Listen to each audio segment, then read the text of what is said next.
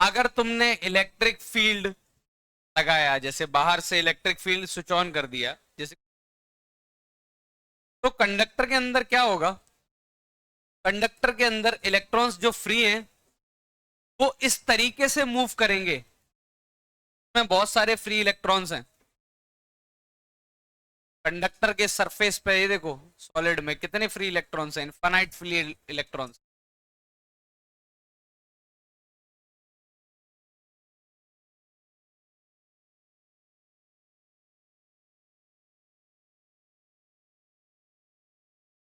Conductor के अंदर infinite free electrons हैं।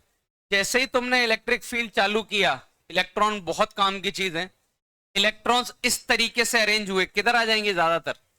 ज्यादातर इलेक्ट्रॉन लेफ्ट में आ गए। लगभग बहुत सारे इलेक्ट्रॉन कहाँ आ गए? लेफ्ट में आ गए, ताकि वो यहां पे या कहीं भी किसी भी पॉइंट पे एक इलेक्ट्रिक फील्ड इधर आएगा। कौन सा वाला? ये जो है ई नोड। और एक इलेक्ट्रॉन्स की वजह से, electric field due two electrons, इधर आएगा, ताकि ये दोनों क्या हो जाएं? कट जाएं। यानी in conductor electrons rearrange such that electric field at every point side conductor comes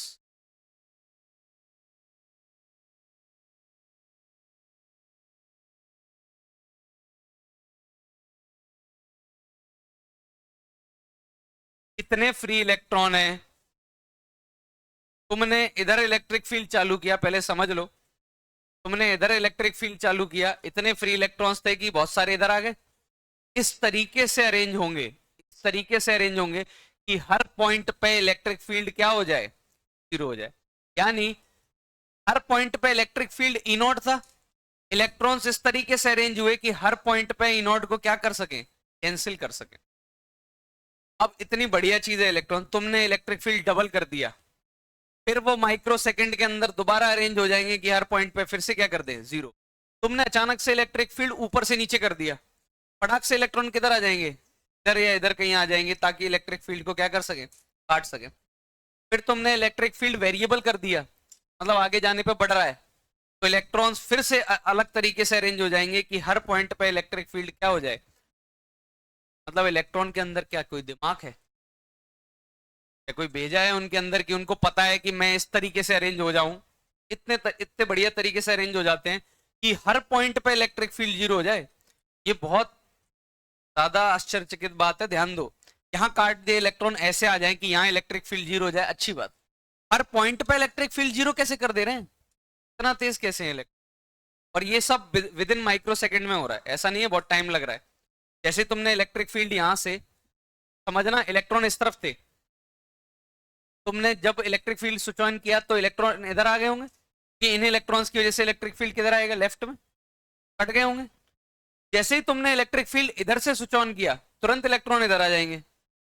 मतलब इलेक्ट्रॉन अपना अरेंजमेंट बदल रहे हैं, मतलब रीअरेंज हो रहे हैं, और इस तरीके से रीअरेंज हो रहे हैं हर बार, ताकि electric field at every point inside conductor become. यानी मेन मोटिव क्या है? इलेक्ट्रॉन से रीअरेंज होके कंडक्टर के हर पार्ट पे, हर पॉइंट पे इलेक्ट्रिक फील्ड को क्या कर रहे हैं? इसीलिए यहां से हम लिख सकते हैं इलेक्ट्रिक फील्ड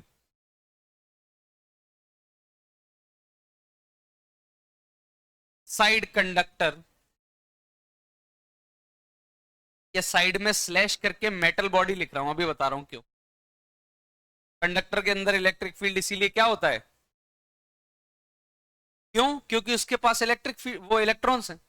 इंसुलेटर में तुम इलेक्ट्रिक फील्ड लगाओ, इलेक्ट्रॉन्स रीअरेंज ही नहीं हो पाएंगे। क्यों? उसके पास है ही नहीं इलेक्ट्रॉन, कहां से रीअरेंज होंगे? का मतलब कंडक्टर के पास इतने सारे फ्री इलेक्ट्रॉन्स हैं, इतने एक्सेस फ्री इलेक्ट्रॉन हैं, कि वो कुछ ना कुछ जुगाड़ कर ही लेंगे कि हर पॉइंट पे इलेक्ट्रिक फील्ड क्या हो जाए। वो जुगाड़ वो कैसे करते हैं अभी हमें क्या उनके पास दिमाग है?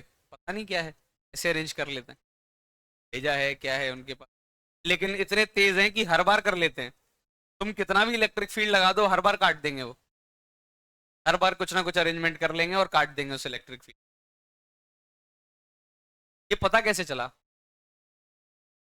उन्होंने, साइंटिस्ट लोगों ने क्या किया, कंडक्टर लिया। ये तो पता था उन्हें कंडक्टर के पास फ्री इलेक्ट्रॉन। इलेक्ट्रिक फील्ड चालू किया लेफ्ट से राइट, देखा अंदर इलेक्ट्रिक फील्ड नहीं आ रहा। अंदर एक चार्ज रख दिया, जैसे कंडक्टर के अंदर एक बॉक्स लिया, एक लोहे का बॉक्स लिया, उसके अंदर एक चार्ज रख दिया। बाहर से तुमने इलेक्ट्रिक फील्ड चालू किया। अब जैसे तुम सब चार्जेज होते, तुम सबके ऊपर plus Q plus Q plus Q charges होते, और ये पूरा रूम क्या होता, कंडक्टर होता। अब मैं इलेक्ट्रिक फील्ड बाहर से चालू कर रहा हूं, तो तुम्हारे ऊपर फोर्स लगेगा? नहीं लगेगा। क्यों? तुमने इधर इलेक्ट्रिक फील्ड चालू किया, बाहर मतलब बाहर से उस वॉल से ऐसा आ रहा है इलेक्ट्रिक फील्ड, लेकिन अंदर तुमको बिल्कुल फर्क नहीं पड़ेगा। क्यों? क्योंकि तुम्हारे जो वॉल है, वॉल पे इलेक्ट्रॉन्स इस तरीके से अरेंज हो जाएंगे कि इस इलेक्ट्रिक फील्ड का अंदर असर आने ही ना दे, तो तुम सब पे कोई फोर्स नहीं लगेगा।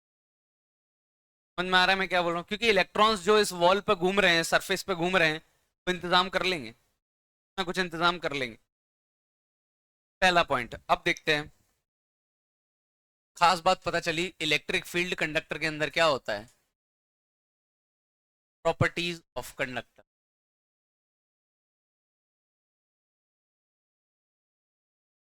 पहली प्रॉपर्टी, प्रॉपर्टीज ऑफ कंडक्टर में पहली प्रॉपर्टी, इलेक्ट्रिक फील्ड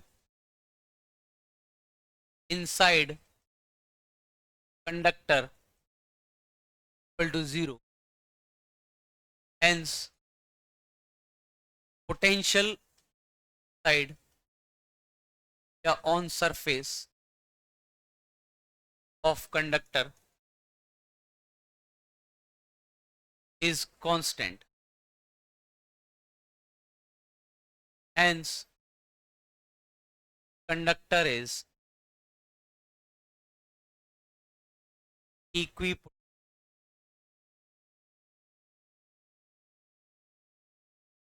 कहने का मतलब, ये कंडक्टर है,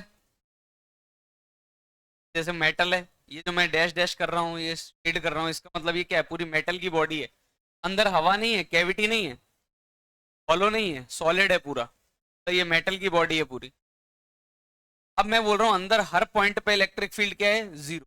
अगर इलेक्ट्रिक फील्ड जीरो होता है तो पोटेंशियल क्या होता है, कांस्टेंट। यानी ए, टी, टी, डी, ई, सब पॉइंट पे पोटेंशियल क्या होगा, बराबर। पहला पॉइंट समझ में आया, इलेक्ट्रिक फील्ड जीरो है, इसीलिए पोटेंशियल क्या है, कांस्टेंट। का मतलब हर पॉइंट पे पोटेंशियल क्या है, बराबर। इसीलिए इसको क्या बोलते हैं, कंडक्टर क्या होता है, इक्विपोटेंशियल होता है।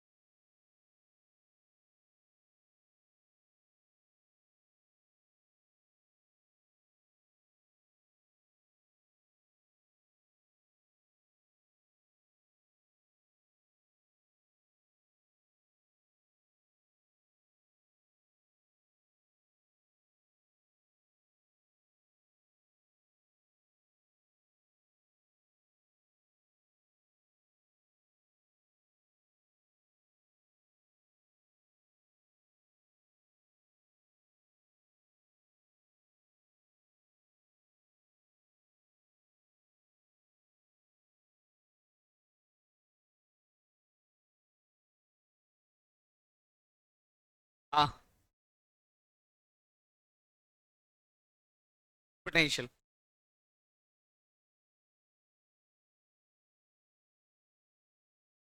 हेंस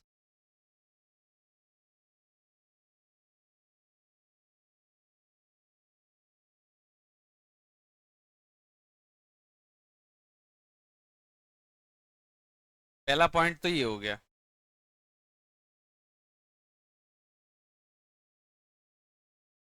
दूसरा पॉइंट, अच्छा, तो अंदर इलेक्ट्रिक फील्ड जीरो है, तो क्या कोई इलेक्ट्रिक फील्ड लाइंस होंगी अंदर? तो कंडक्टर के अंदर कोई भी इलेक्ट्रिक फील्ड लाइंस प्रेजेंट नहीं,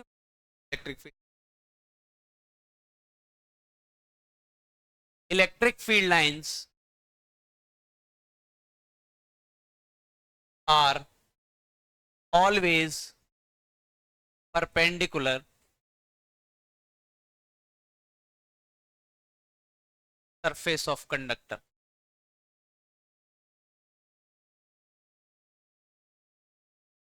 मतलब इलेक्ट्रिक फील्ड लाइंस कंडक्टर के सरफेस के हमेशा क्या होती हैं?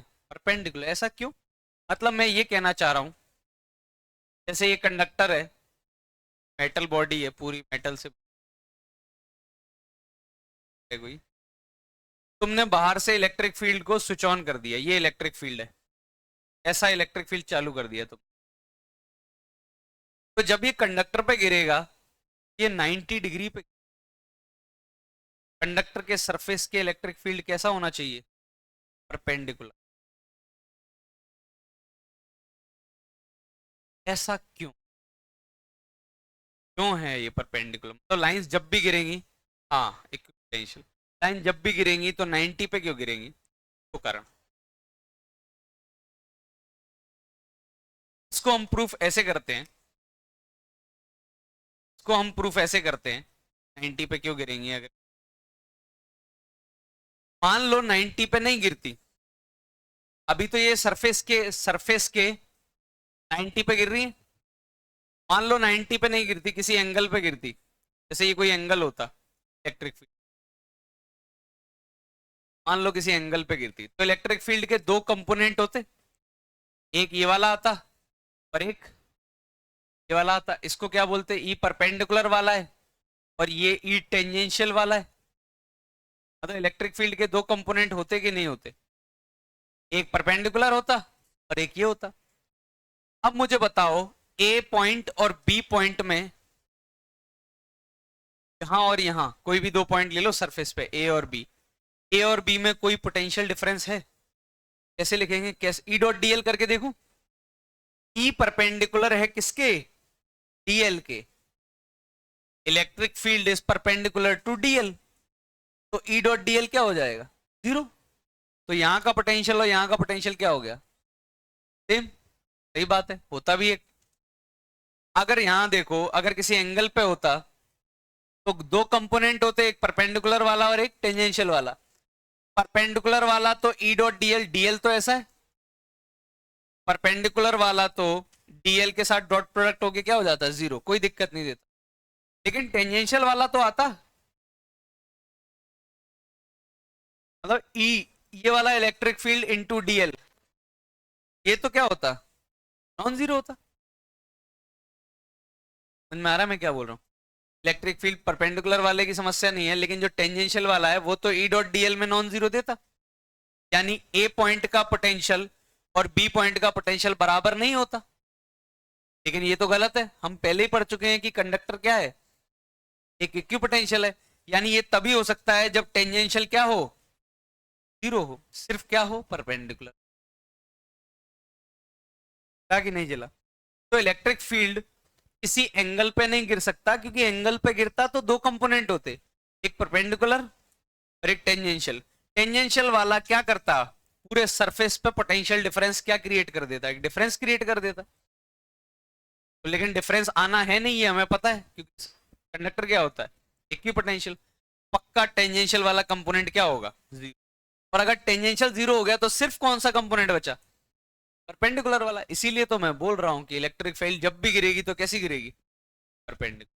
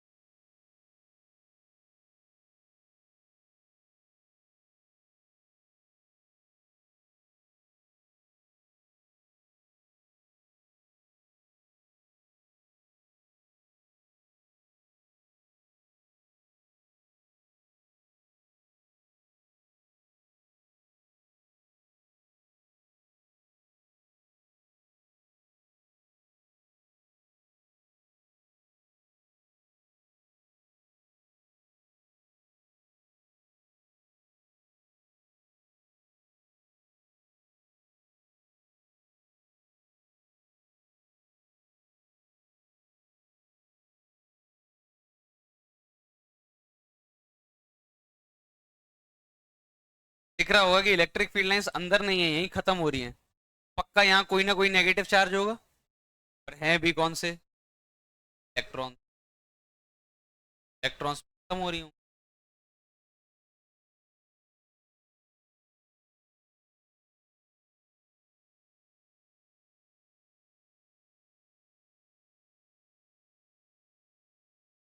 थर्ड, ये बहुत जरूरी है। चार्ज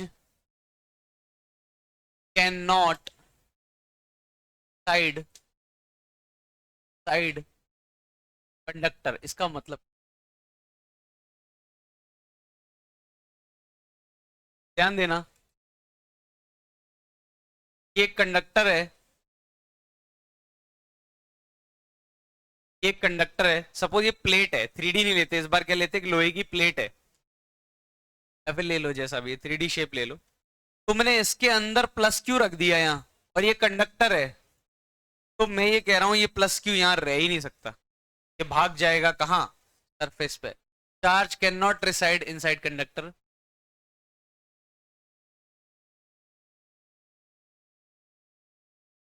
तो सरफेस पे भाग जाएगा। ऐसा क्यों? ऐसा क्यों? क्या प्रूफ है? कैसे पता? प्रूफ है, मान लो ये चार्ज यहां से नहीं मूव करता, यहीं रहता, तो अब मैं एक गॉसियन सरफेस ले लूं ऐसी, इस गॉसियन सरफेस से ई डॉट डी एस निकालता, तो Q enclosed by epsilon not में क्यू आता, तो इलेक्ट्रिक फील्ड नॉन जीरो होता। लेकिन इतनी देर से ये तो पढ़ रहे हैं कंडक्टर के अंदर इलेक्ट्रिक फील्ड क्या होना है? जीरो। इसका मतलब ये चार्ज यहां रुक ही नहीं सकता, ये ऐसा हो जाएगा डायग्राम। ये चार्ज जैसे ही तुमने अंदर रखा ये बाहर भाग जाएगा सरफेस पे, पूरा प्लस क्यू कहाँ आ जाएगा? सरफेस। समझ में आ रहा है? प्लस क्यू कहाँ आ जाएगा? अंदर नहीं रह सकता। ये समझ में आया?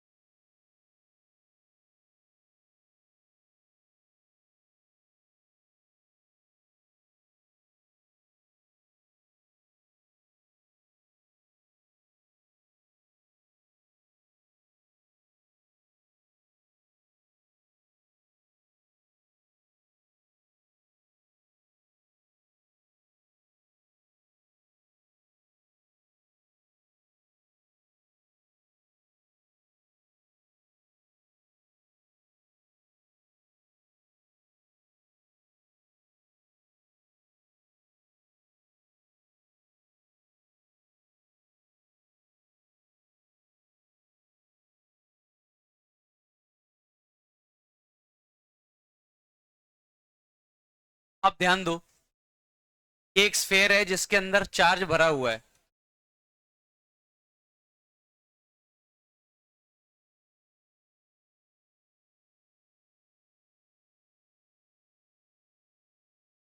प्लस क्यू चार्ज भरा हुआ है दोनों में। एक एक है नॉन कंडक्टिंग सॉलिड स्फेयर,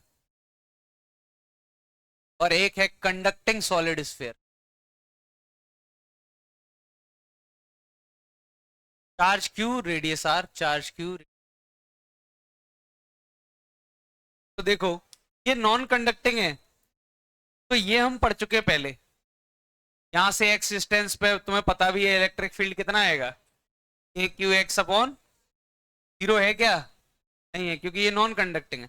अगर ये कंडक्टिंग हुआ तो चार्ज अंदर रह पाएगा क्या? पूरा चार्ज खाली हो जाएगा अंदर से। सॉलिड है, सॉलिड पूरा खाली हो जाएगा, चार्ज कहाँ चला जाएगा? जो भी है मतलब पूरा चार्ज कहाँ भाग जाएगा? सरफेस पे। अंदर चार्ज रह ही नहीं सकता कंडक्टर के। चार्ज क्या किया? भाग गया। क्या समझ में आ रहा है मैं क्या बोल रहा हूँ? ये सॉलिड स्फीयर था पूरा, तो अंदर इलेक्ट्रिक फील्ड फिर क्या हो गया? तो अभी तक जितने भी क्वेश्चन थे उसमें ये लिखा होता था नॉन कंडक्टिंग सॉलिड स्फीयर, जहां भी बुकलेट में किया। अगर कंडक्टिंग होता तो इलेक्ट्रिक फील्ड अंदर पक्का क्या हो जाता? ध्यान देना। अब गलती क्या होती है सबसे बड़ी पूरी समझने में, क्या कहाँ आती है?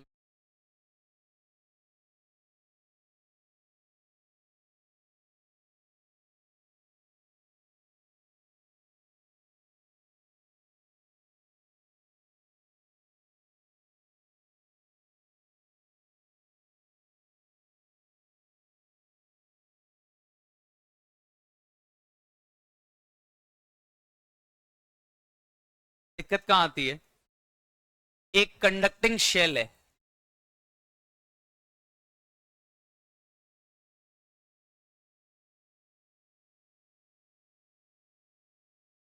यार ये कंडक्टिंग शेल है।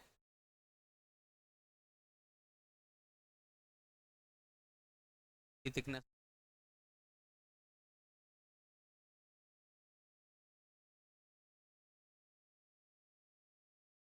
एक ये कंडक्टिंग शेल है, इसके अंदर चार्ज रखा हुआ है प्लस क्यू। कंडक्टिंग शेल है, इसके अंदर चार्ज रखा है प्लस क्यू, इसका रेडियस आर है। बताओ अंदर क्या ये प्लस क्यू अंदर रुक पाएगा? ये प्लस क्यू कहाँ आ जाएगा?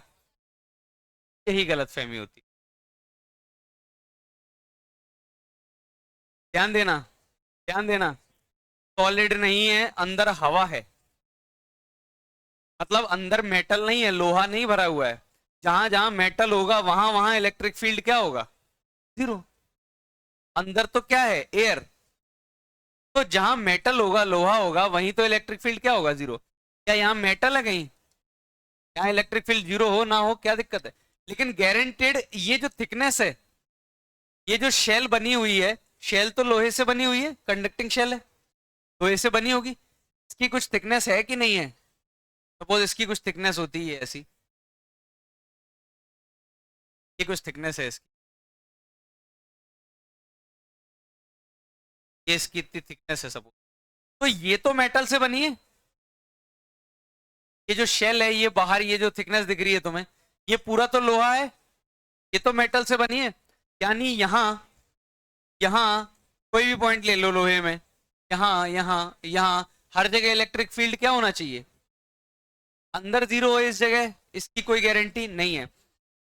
यानी मैंने जो पॉइंट लिखा था इलेक्ट्रिक फील्ड इनसाइड कंडक्टर, वो पूरी तरीके से सही नहीं है। कंडक्टर के अंदर जीरो नहीं होता।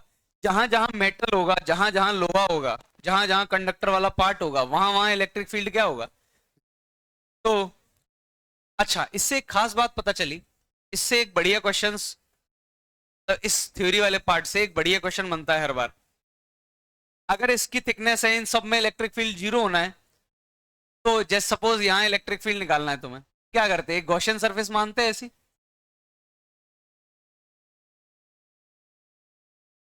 ध्यान देना सब लोग, ये बहुत इंपॉर्टेंट चीज, सबसे ज्यादा इंपॉर्टेंट चीज। अगर मैं यहाँ इलेक्ट्रिक फील्ड निकाल रहा हूं तो मैं गॉसियन सरफेस कैसी मानूंगा? रेड कलर की। दिख रहा है सबको? ऐसी गॉसियन सरफेस निकाल बनाता मैं, अगर मुझे इस पॉइंट पे निकालना है इलेक्ट्रिक फील्ड। इस पॉइंट पे इलेक्ट्रिक फील्ड क्या आना चाहिए? जीरो।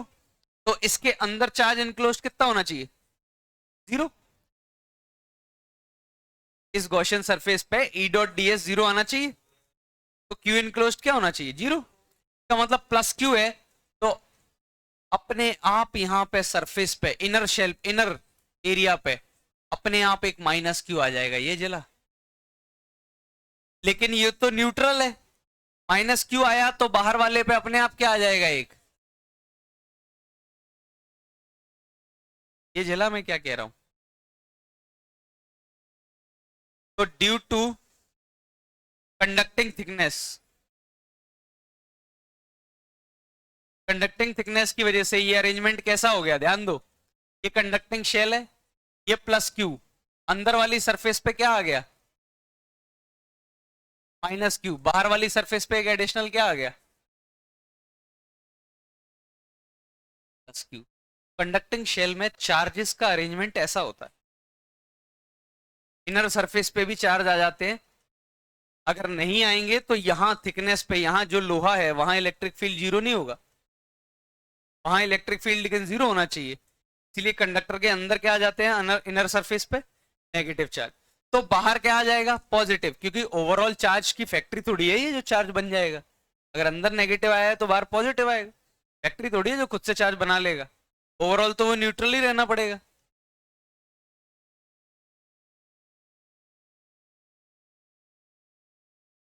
हटा दूं ये वाला?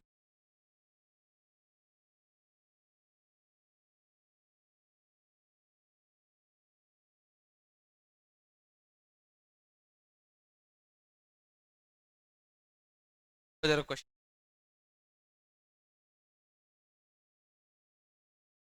हाँ, एक प्लस क्यू चार्ज है अंदर, ये जो लोहा है, ये जो थिकनेस है, इसमें इलेक्ट्रिक फील्ड जीरो होना चाहिए। इस लोहे के अंदर चार्ज क्या होना चाहिए, नेट चार्ज जीरो होने के लिए प्लस क्यू है, तो यहाँ सरफेस पे अंदर वाले पे क्या आना चाहिए, आ गया प्लस क्यू माइनस क्यू, लेकिन ये ओवरऑल तो न्यूट्रल है ना, तो एक प्लस क्यू आ रहेगा। ये है प्लस क्यू रेडियस आर,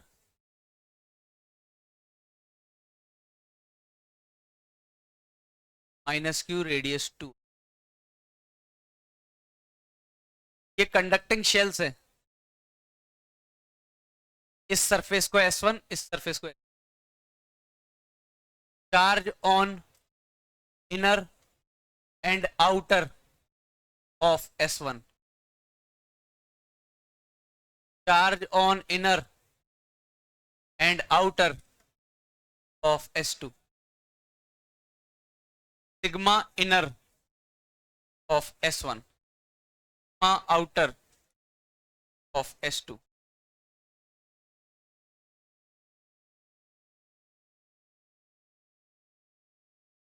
हाँ, ड्यू टू कंडक्टिंग थिकनेस, अपनी लैंग्वेज में लिख लो यार, हिंदी। ये थिकनेस कंडक्टर थी ना, मेटल से बनी है ये थिकनेस, इसीलिए अंदर माइनस क्यू आया ना। कुछ नहीं लिखा, कुछ नहीं लिखा, कहाँ लिखा है?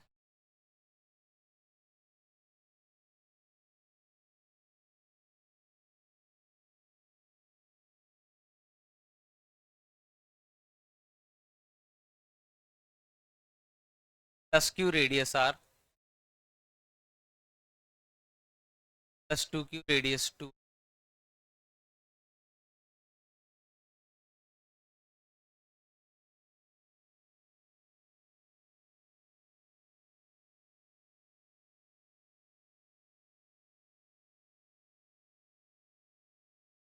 S1 S2 charge on inner and outer of S, sigma inner S1, sigma outer S2, inner S3, outer. निकालो। Fourth, draw electric field lines, draw electric जाओ शुरू।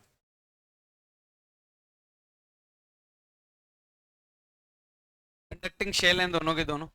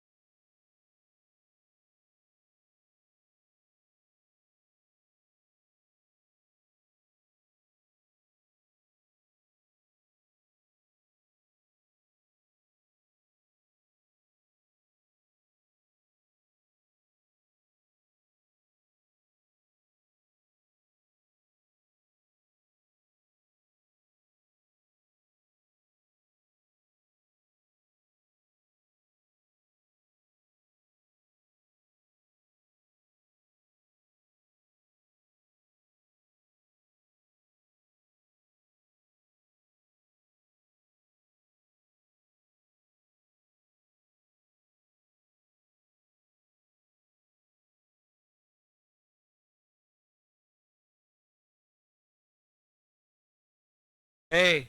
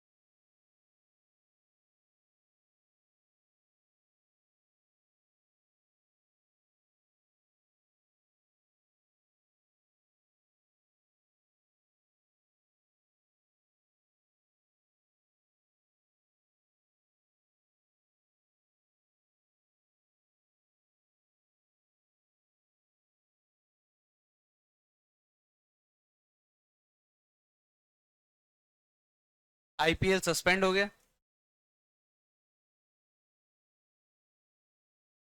ठीक है,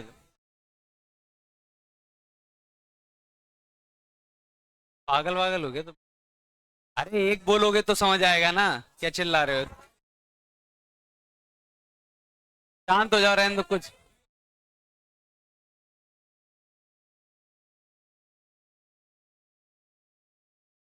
ये करो, ये वाला क्वेश्चन, ये वाला करो, ये वाला क्वेश्चन, शांत हो जाओ। चलो पहला वाला देख लो। S1 के अंदर, शांत हो जाओ। S1 के देखो, इस जगह इलेक्ट्रिक फील्ड जीरो होना चाहिए। ये जो ब्लैक कलर में थिकनेस है, इसमें इलेक्ट्रिक फील्ड जीरो होना चाहिए। इसका मतलब इसके अंदर टोटल चार्ज क्या होना चाहिए? जीरो। अंदर तो कोई चार्ज नहीं आएगा, तो ये पूरा प्लस क्यू कहाँ है?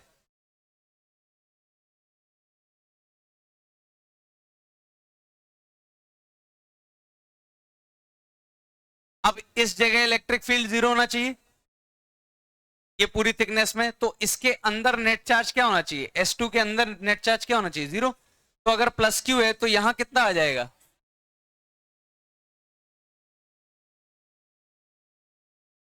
लेकिन अगर यहां माइनस क्यू आ गया तो एडिशनल एक प्लस क्यू बाहर आएगा। तो पहले से ही माइनस क्यू है तो बाहर कितना हो जाएगा? कि नहीं जिला? अंदर माइनस क्यू है तो एक प्लस क्यू बाहर करना पड़ेगा, और एक बाहर पहले से ही माइनस क्यू है, तो नेट कितना हो गया बाहर? Charge on inner and outer of S1। Inner में कितना है? S1 के जीरो। आउटर में कितना है? Plus Q. S2 के अंदर कितना है? Minus Q. S2 के बाहर कितना है? Zero. Sigma of S1, sigma inner, मतलब S1 के अंदर वाले पे चार्ज डेंसिटी क्या है? चार्ज ही जीरो, तो चार्ज डेंसिटी क्या होगी? जीरो।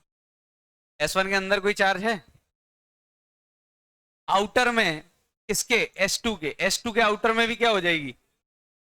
अगर पूछा होता आउटर ऑफ S1 पूछा होता तो S1 के बाहर चार्ज कितना है? Q। एरिया कितना हो गया? क्या आ गया? सिग्मा। था कि नहीं जिला? सिग्मा क्या होता है? Charge upon. अब करो वो वाला। फील्ड लाइंस बनाए तो अंदर कोई फील्ड लाइंस नहीं होंगी, प्लस से गई कहां तक? माइनस। सिर्फ इन दोनों के बीच में ही फील्ड लाइंस होंगी,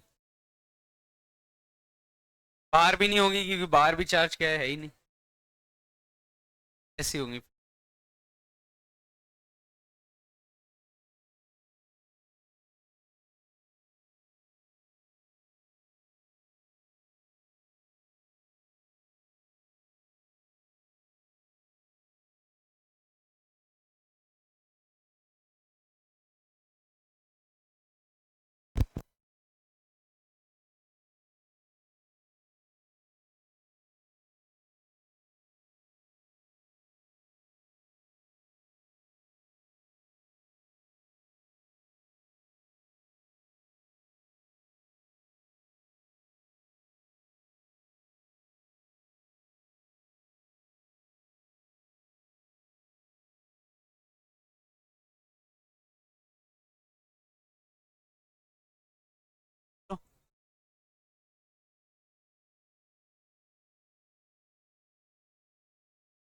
S1 के बाहर कहाँ है? S1 के बाहर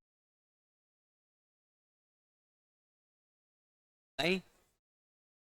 अरे S1 ये थिकनेस दिख रही है ब्लैक, इस थिकनेस के अंदर इस थिकनेस में इलेक्ट्रिक फील्ड जीरो होनी चाहिए, तो इसके अंदर टोटल चार्ज कितना होना चाहिए? जीरो। पहले से ही जीरो है तो क्या दिक्कत है? अब बाहर तो प्लस क्यू था, अब इस थिकनेस के अंदर जीरो होना चाहिए नेट चार्ज, तो माइनस क्यू आ गया, तो एक एडिशनल बाहर प्लस क्यू आ जाएगा। ये वाला करके देखो, ये वाला करके देखो, ध्यान दो, ये वाला कर रहा हूं देखो। अंदर तो जीरो ही है इलेक्ट्रिक फील्ड, अभी कोई दिक्कत नहीं, चार्ज ही जीरो है। इसके अंदर, इस ब्लैक के अंदर होना चाहिए, तो यहाँ कितना आ जाएगा? तो लिख देता हूं माइनस क्यू, तो एक प्लस क्यू करना पड़ेगा। -2 क्यू में प्लस क्यू किया तो कितना हो जाएगा? Minus Q. अब माइनस क्यू है तो यहाँ कितना आ जाएगा? एक माइनस क्यू बाहर करना पड़ेगा, तो कितना हो जाएगा?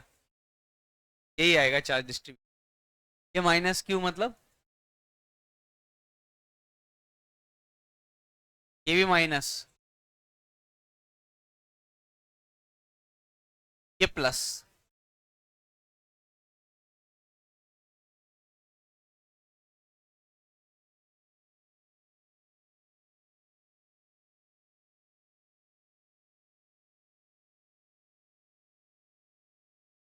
इलेक्ट्रिक फील्ड लाइंस बनाते तो कैसी होती? प्लस से माइनस, प्लस से माइनस, ऐसी, फिर प्लस से माइनस, प्लस से माइनस, ऐसी। एरो गलत बनाए, प्लस से माइनस, प्लस से माइनस। देख रहे हो इलेक्ट्रिक फील्ड लाइंस कैसी हैं? पहले यहां से बाहर की तरफ प्लस से माइनस, फिर प्लस से माइनस, मतलब ऐसी प्लस से ओरिजिनेट होंगी और नेगेटिव पे क्या होंगी? टर्मिनेट। बाहर कोई चार्ज ही नहीं है तो क्यों होंगी? अब ये सब तो लिख लेंगे। S1 के अंदर सिग्मा क्या होगा? जीरो। आउटर ऑफ S2 बार का whole square. Inner of S3, S3 के अंदर कितना चार्ज है? Plus Q. Outer of S3,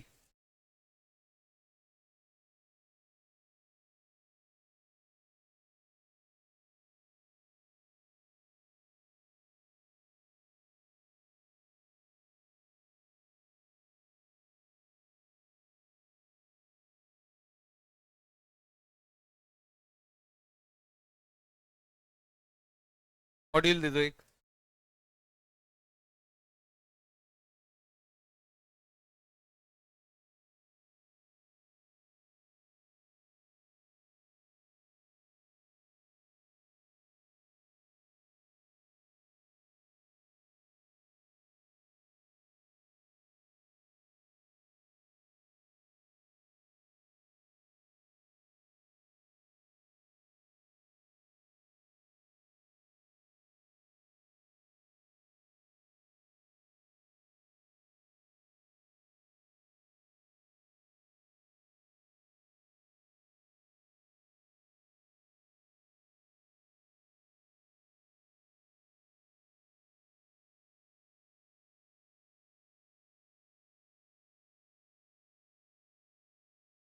अब मैं कुछ डायग्राम बना रहा हूं। जैसे मैंने एक सॉलिड स्फेयर लिया, ध्यान दो सब लोग, एक सॉलिड स्फेयर लिया और उसके अंदर कैविटी निकाल दी। एक सॉलिड स्फेयर लिया, इस सॉलिड स्फेयर पर चार्ज कितना था? +Q1। कितना था चार्ज? +Q1। अच्छा, वो चार्ज अंदर होगा क्या? यहाँ मेटल के पास, इस सरफेस पे होगा, मेटल में रह ही नहीं सकता। अब मैंने एक स्मॉल क्यू लिया, सेंटर पे, कैविटी के सेंटर पे रखा है, तो अब जरा डायग्राम कैसा बनेगा बता सकते हैं? ये +Q है, देखो यहाँ इलेक्ट्रिक फील्ड क्या होना चाहिए? पोटेंशियल क्या होना चाहिए इस पूरे में? पूरे ब्लैक एरिया में इलेक्ट्रिक फील्ड जीरो। हर जगह पोटेंशियल इस पूरी जगह क्या होना चाहिए? कांस्टेंट। इलेक्ट्रिक फील्ड जीरो मतलब यहाँ इलेक्ट्रिक फील्ड निकालते तो ऐसी गॉसियन सरफेस बनाते, उसके अंदर चार्ज क्या होना चाहिए?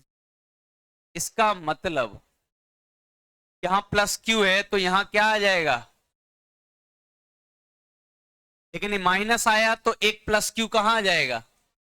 कि नेट में ऐसा थोड़ी है, मशीन थोड़ी है जो चार्ज बन रहा है, एक जगह कम हुआ तो एक जगह ही क्या होना पड़ेगा, बढ़ना पड़ेगा। और यहाँ पे चार्ज S1 नाम दे दूं और इसको क्या नाम दे दूं, S2। S1 पे यूनिफॉर्म है कि नॉन यूनिफॉर्म? यूनिफॉर्म समझते हैं, एक जैसा। नॉन यूनिफॉर्म मतलब कुछ अजीब सा। S1 पे चार्ज यूनिफॉर्म आएगा कि नॉन यूनिफॉर्म? फील लेके होता है ना, बस कोई तरीका नहीं है। यूनिफॉर्म। S2 पे क्या फील आ रहा है, नॉन यूनिफॉर्म नहीं यूनिफॉर्म। तो भी चार्ज आएगा, वो एक तरीके से ही तो बटेगा। अब तुम्हें सिर्फ यही बताना है, मैं शेप्स बना रहा हूं, इसमें यूनिफॉर्म आएगा, मैं non uniform.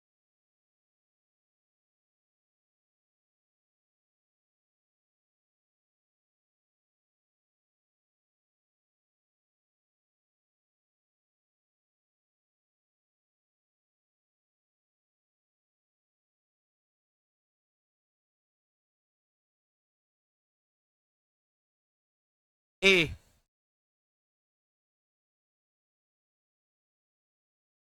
Plus Q,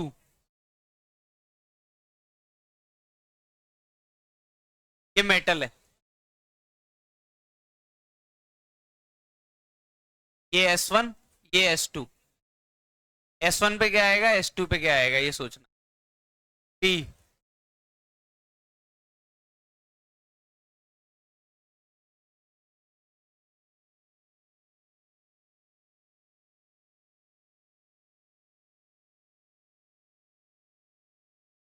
plus Q.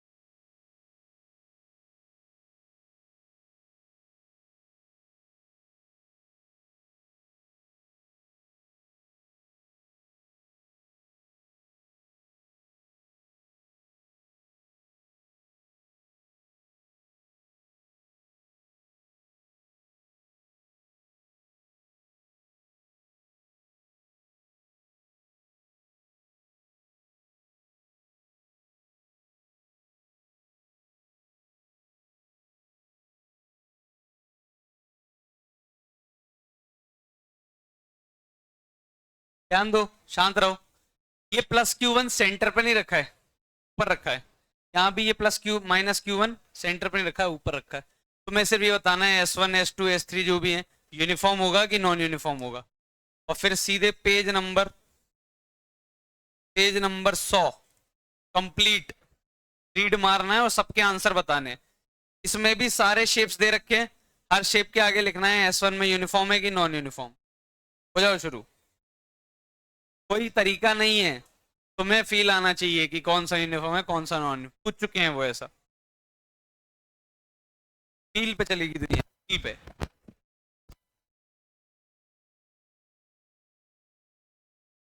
क्या? देखो यहाँ इलेक्ट्रिक फील्ड जीरो होना है, यहाँ पूरे में जीरो होना है। इस पूरे में कोई कोई भी क्वेश्चन सरफेस बना लो, उसके अंदर नेट चार्ज क्या होना चाहिए जी? प्लस क्यू था तो एक माइनस क्यू आएगा, तभी तो नेट जीरो। माइनस आया तो एक प्लस और आएगा, माइनस क्यू आया तो एक प्लस क्यू नहीं आएगा। नेट चार्ज बंद थोड़ी रहा है, एक जगह माइनस क्यू आया तो एक जगह प्लस क्यू आना ही पड़ेगा। और यहाँ तो आ नहीं सकता, बाहर ही आएगा, वेक्टर के अंदर थोड़ी आ सकता है। अरे यूनिफॉर्म मतलब एक जैसा। अब बताओ माइनस क्यू एक जैसा लग रहा है तुमको कि कुछ ऐसा लग रहा है यहाँ ज्यादा है यहाँ ज्यादा है यहाँ ज्यादा है?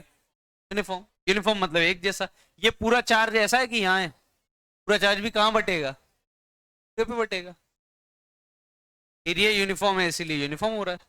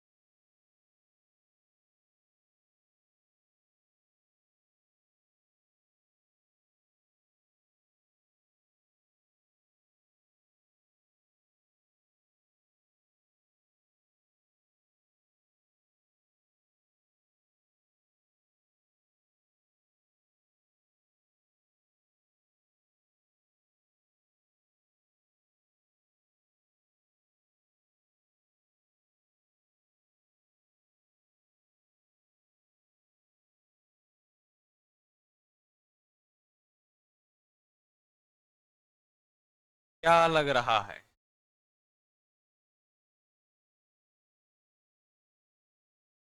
क्या होगा Pakistan?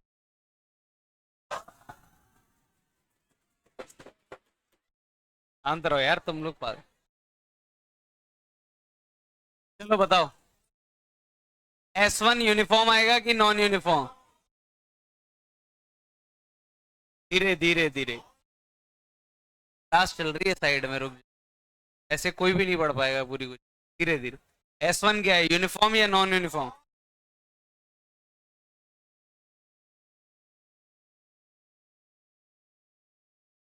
S2, S1, S2, S1,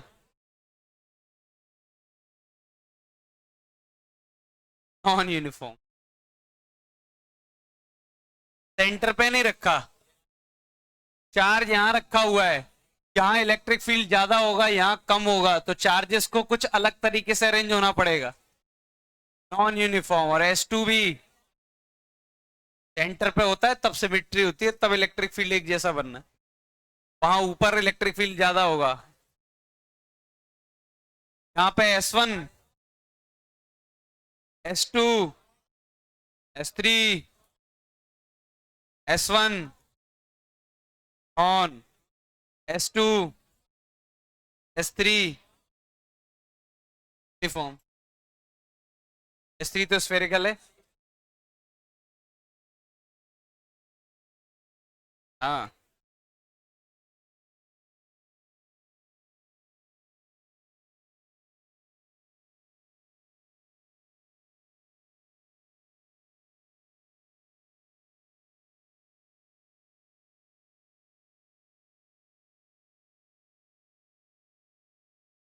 हटा दूं?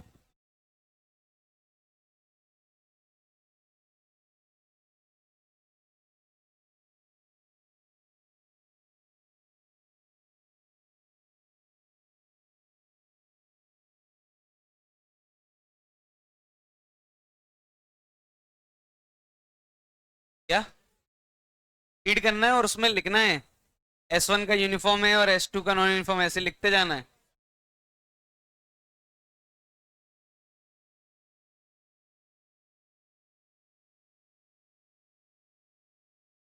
देखो तब तक मैं पेज यहाँ।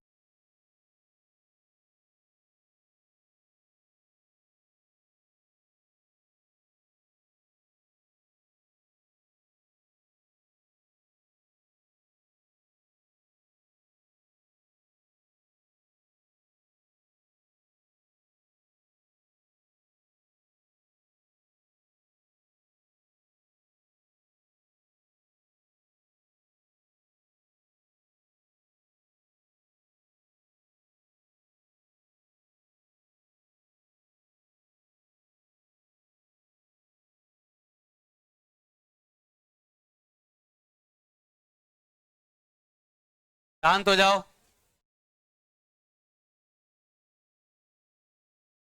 -q radius 2r plus 2q radius 3r। ए पॉइंट ये रहा, बी ये रहा, सी ये रहा, डी रहा। Potential of A minus potential of B, potential of C minus potential of D, potential of D minus potential of A, potential of A minus potential, ये निकालना है। शेल्स दे रखी है कंडक्टिंग शेल से। पोटेंशियल निकालना सिखाया है, बता दिया है, कहीं भी किसी पॉइंट पे पोटेंशियल।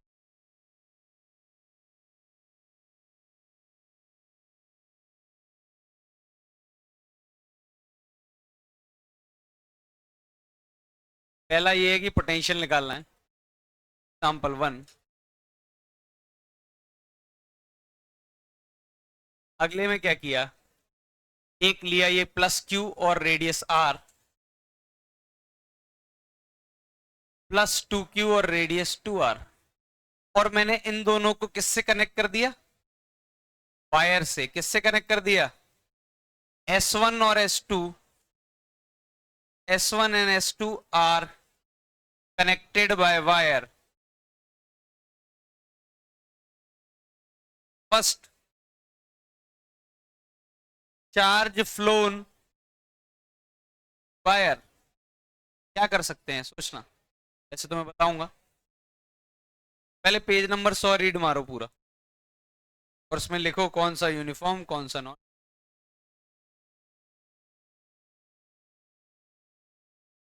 फिर ये वाला करो एग्जाम्पल 2, फिर आ जाओ एग्जाम्पल 3।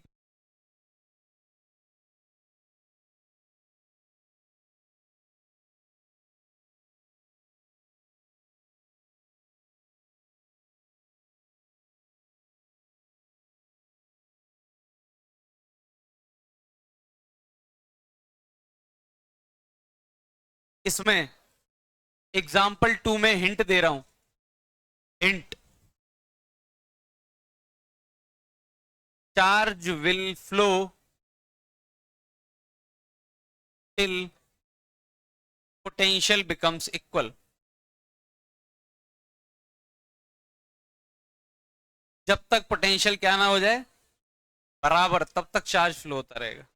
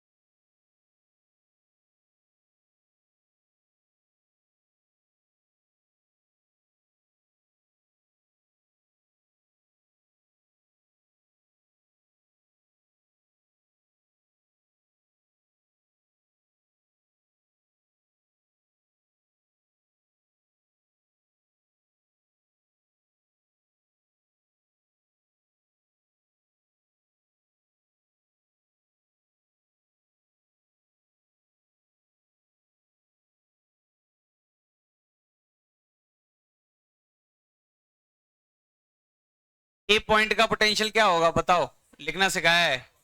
इसकी वजह से सबके अंदर है K Q by R, K minus Q by 2r plus K 2q bye, यही होगा। कैलकुलेट तो करते रहेंगे। पी का कैसे निकालेंगे, वही होगा जो ए के बराबर है, दिखा। पी पे भी यही सॉल्व करोगे, K Q by R, K minus Q by 2r। Point के लिए, इस पॉइंट के लिए, किसी पॉइंट के लिए सेम करते। टी का कैसे लिखोगे, के क्यू बाय 2r, ये जला। टी पॉइंट पर निकालने के लिए इस प्लस क्यू का आंसर कैसे निकालेंगे, इसको कहां रख देंगे, सेंटर पे। डिस्टेंस कितनी हो गई 2r, K Q by 2r, के minus Q by 2r plus K 2q bye 3r, जिला तो कटी जाएंगे। टी पॉइंट पे कैसे निकालेंगे, सारे के सारे चार्जेस को कहां रख सकते हो, सेंटर पे, या फिर इन दोनों को सेंटर पे रख दो, या तीनों को ही रख दो। 2q 3q माइनस क्यू रखा है, डिस्टेंस कितना। अब माइनस करते रहो, ए में से बी घटा दो, कर लोगे माइनस, ए में से बी डी में से ए घटाते रहो, जो दिया है वीडी पता है, वीए पता है, सब पता है। असली मजा है इस सवाल में। क्या होगा? दो सरफेस के बीच में वायर कनेक्ट कर दिया, तो वायर जैसे ही कनेक्ट किया तो कुछ चार्ज फ्लो कर जाएगा। मैंने मान लिया कितना चार्ज फ्लो कर गया, स्मॉल क्यू। तो इस पे चार्ज कितना बचा, इस पे कितना हो गया, चला। दो सरफेस के बीच में वायर कनेक्ट कर दिया तो चार्ज फ्लो होने लगेगा। तब तक फ्लो होगा चार्ज जब तक दोनों का पोटेंशियल क्या नहीं हो जाता, बराबर। अब गलतफहमी क्या होती है यहां मैं समझाता हूं। दो स्फेयर लिए तुमने, एक ए लिया और एक बी लिया, इस पे चार्ज था क्यू, इस पे चार्ज था 0, और तुमने इसको वायर से कनेक्ट कर दिया। तो क्या होगा, तुम क्या सोचते हो कि वायर से कनेक्ट कर दिया तो इस पे चार्ज था, इस पे नहीं था, फ्लो होगा चार्ज। कब तक फ्लो होगा, सही लिखा है कि गलत लिखा है? चार्ज जब तक फ्लो होगा जब तक दोनों पे चार्ज क्या नहीं हो जाता, बराबर। ये स्टेटमेंट गलत है। चार्ज तब तक फ्लो होगा जब तक चार्ज बराबर है, ये गलत है। चार्ज तब तक फ्लो होगा जब तक दोनों का पोटेंशियल क्या नहीं हो जाता, बराबर। कॉन्सेप्ट ये है, जब तुम दो कंडक्टर्स के बीच में वायर कनेक्ट करते हो तो चार्ज फ्लो तब तक करता है जब तक दोनों का पोटेंशियल क्या नहीं हो जाता, सेम। अब जैसे दो लोग हैं, ध्यान देना, सुन लो पहले, ये और ये, टोपी वाला ये और ये, अगर दोनों आइडेंटिकल हैं, दोनों एक जैसे हैं, एकदम एग्जैक्ट आइडेंटिकल, चश्मा लगाए देखो, दोनों एग्जैक्ट आइडेंटिकल है, एक पे चार्ज 100 कूलम है, एक पे 0 है, अगर कनेक्ट कर दिया तो कितना चार्ज हो जाएगा, 50-50 हो जाएगा। लेकिन ये कहना गलत है, कनेक्ट करने के बाद दोनों का पोटेंशियल क्या हो जाना चाहिए, बराबर। ये कहना क्या है, सही। तो किस्मत से ऐसा होता है कि जब पोटेंशियल बराबर होते हैं तब चार्ज भी क्या हो जाता है, बराबर। पक्का समझ में आ रहा है? ये आइडेंटिकल थे इसीलिए Q/2 हो गया। अब ये हाइट में छोटा होता है क्या, हाँ, हाइट में अगर ये छोटा है तो क्या Q/2 हो जाएगा, नहीं, पता नहीं क्या हो जाए चार्ज का डिस्ट्रीब्यूशन। लेकिन ये गारंटी है कि चार्ज तब तक फ्लो करेगा जब तक दोनों का पोटेंशियल क्या नहीं हो जाता।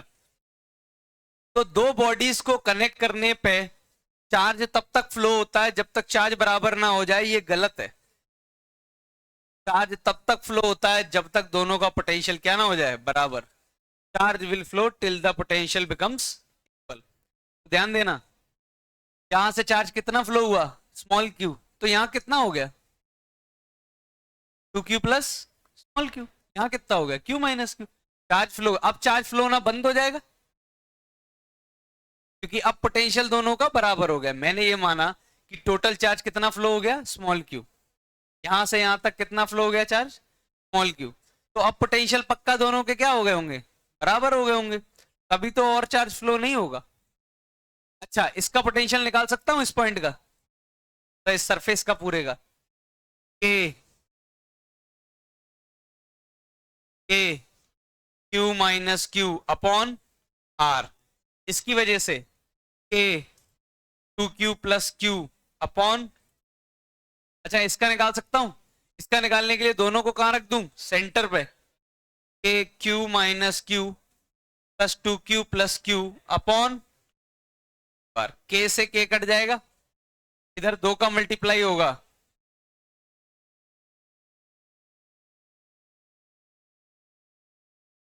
सॉल्व करो जरा, PQ, Q से Q तो कट गया, 2R से 2R कट गया, 4Q minus Q equal to 3Q, small Q कितना आया, कैपिटल Q के बराबर। यानी इसमें से कितना चार्ज फ्लो कर गया होगा, वायर कनेक्ट करते ही कितना चार्ज फ्लो कर गया होगा, Q। तो अंदर कितना बचा, बाहर कितना हो गया, Q था, और कितना हो गया Q। जिला कि नहीं जिला?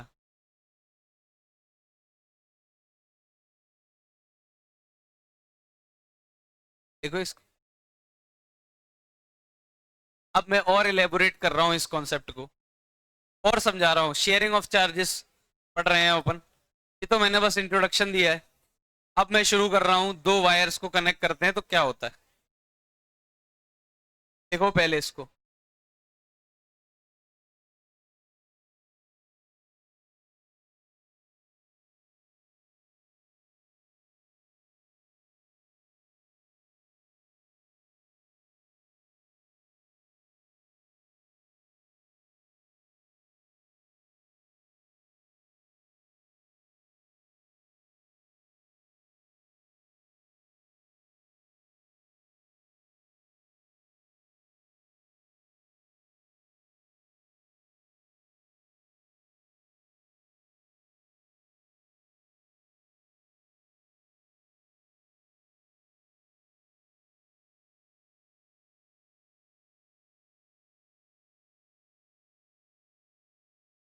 कुछ क्वेश्चंस और करो, आ जाएगा।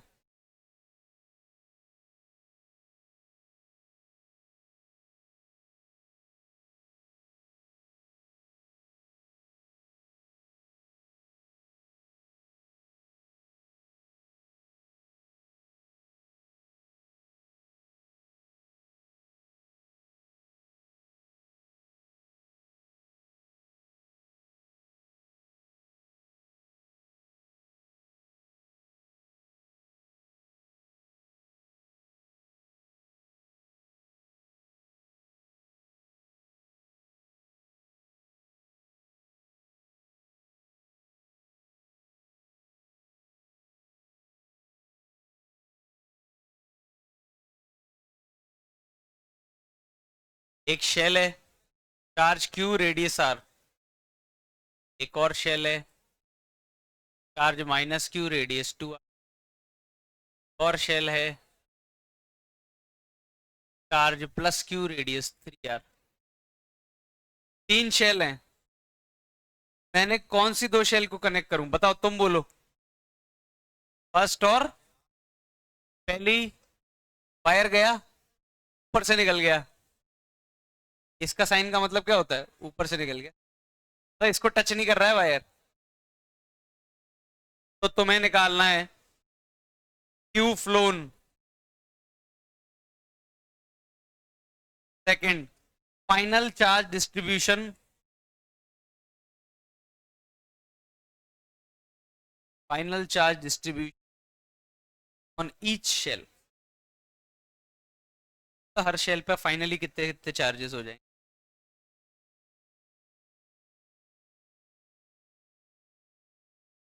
चार्ज कब तक फ्लो होगा, जब तक इसका और इसका पोटेंशियल क्या नहीं हो जाता। एक बार पोटेंशियल सेम हो गया फिर कोई चार्ज फ्लो होगा, फिर नहीं होगा। यानी क्यू फ्लो कराओ और फिर दोनों के पोटेंशियल क्या करो, बराबर।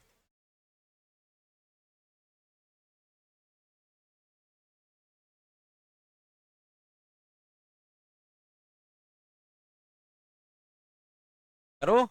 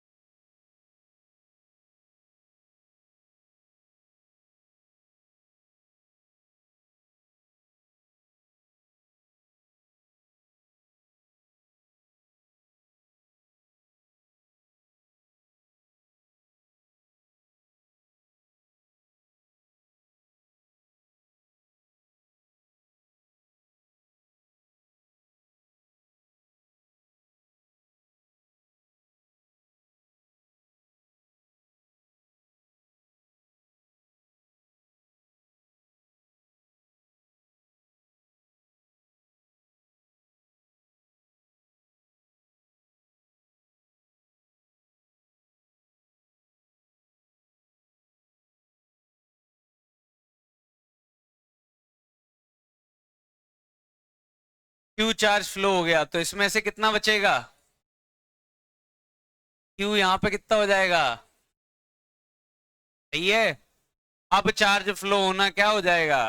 बंद। क्यों? क्योंकि यहाँ का पोटेंशियल और यहाँ का पोटेंशियल क्या हो गया होगा? जरा यहाँ का पोटेंशियल निकालते हैं। K Q minus Q by small R plus K minus Q by 2r K Q plus Q by R. सही है।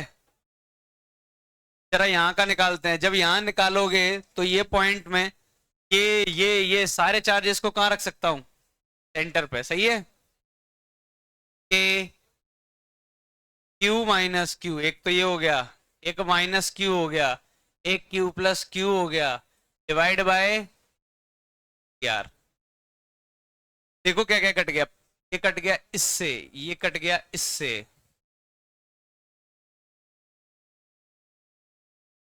अब ये कितना हो गया? देखो के अपॉन आर कॉमन ले लो, 6 एलसीएम आएगा तो 6q माइनस 16 आएगा, यहाँ -3, यहाँ 2 आएगा, 2 + 2, ये कितना आएगा एलसीएम? 6r। 3r ने 6r को काटा होगा, कितना? 2। k ने k को काटा, r ने r को, अरे यार कहां से बाहर आ गया, r ने r को काट दिया। 6q minus 3q plus 2q 5q minus 6 small q plus 2q, ये कितना हो गया? -4 अपॉन 2 इक्वल टू 1 यानी q। 5q माइनस 4 छोटा q equal to 2q। 3q equal to 4 small q equal to, मतलब कितना चार्ज फ्लो होगा? q bye,